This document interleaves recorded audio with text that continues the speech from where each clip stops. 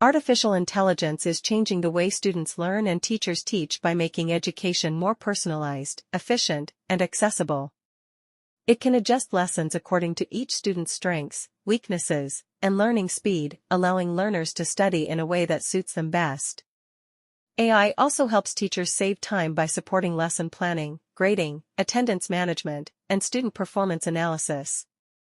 AI-powered tutors and chatbots can answer questions instantly, helping students practice and learn anytime and anywhere. It also improves accessibility through translation, speech recognition, and learning tools for students with special needs.